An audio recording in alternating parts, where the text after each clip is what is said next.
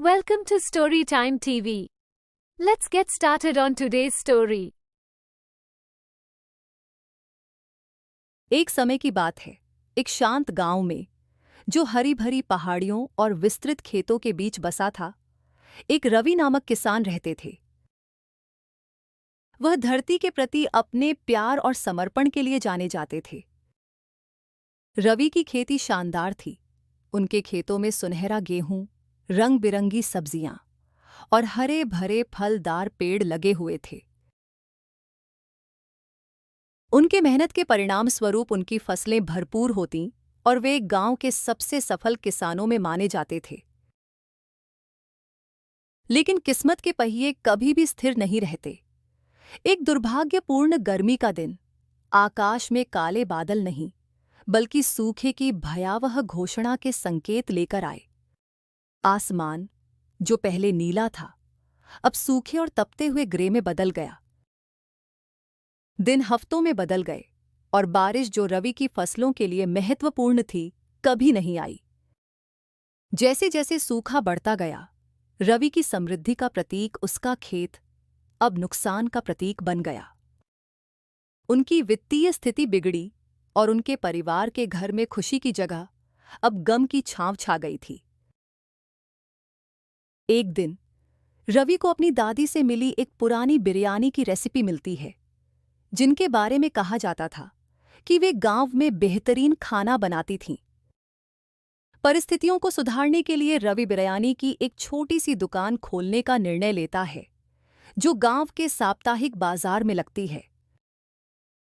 एक दिन गांव में आलोक नाम के प्रभावशाली व्यक्ति ने घोषणा की कि वह एक बड़े भोज का आयोजन करने जा रहे हैं, जिसमें सबसे स्वादिष्ट बिरयानी को चुना जाएगा।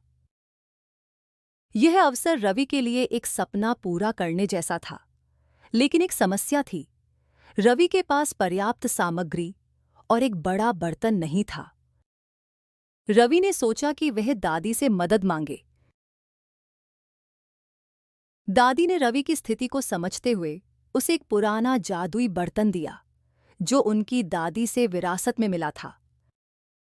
उसने कहा, इस बर्तन में बनाई गई बिरयानी में एक खास बात है। ये केवल तभी स्वादिष्ट बनेगी जब उसमें सच्ची भावना और प्यार मिलाया जाए।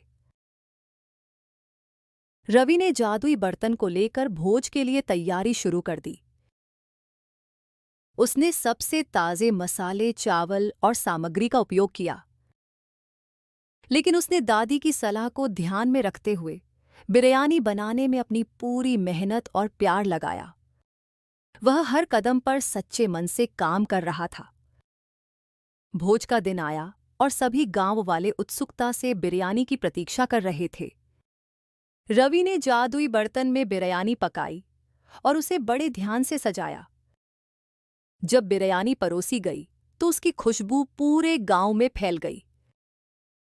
आलोक ने बिरयानी का स्वाद चखा और उसकी आंखें चमक उठीं।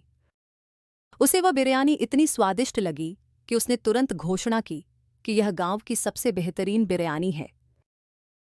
रवि की मेहनत और प्यार की तारीफ करते हुए आलोक ने उसे एक बड़ा पुरस्कार और उसकी बिरयानी को गांव के प्रमुख व्यंजन के रूप में मान्यता दी। गांव वाले भी रवि की बिरयानी का स्वाद चखकर हैरान रह गए। वे सब उसकी कला और मेहनत की सराहना करने लगे। रवि की प्रसिद्धि तेजी से फैल गई और उसकी बिरयानी को दूर दूर तक सराहा जाने लगा। कुछ समय बाद आसमान में काले बादल छा गए और जोर की बरसात शुरू हो गई। फिर रवि ये देखकर बहुत प्रसन्न होता है, परंतु उसके मन में ये ख्याल भी आता है कि गांव के ऊपर ऐसी विपत्ति फिर न आए।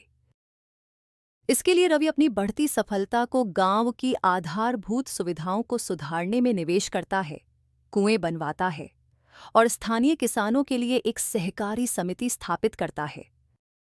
उसकी समृद्धि ने पूरे गांव को नई ऊर्जा दी और स्थानीय अर्थव्यवस्था को फिर से जीवित किया। रवि की कहानी सिर्फ व्यक्तिगत धन की नहीं है, बल्कि यह भी है कि अपनी धरोहर को साझा करके और अपने गांव को सुधारकर उसने अपने जीवन और गांव वासियों के जीवन को कैसे बदल दिया। बिरयानी की दुकान, आशा, एकता और परंपरा की शक्ति का प्रतीक बन जाती है।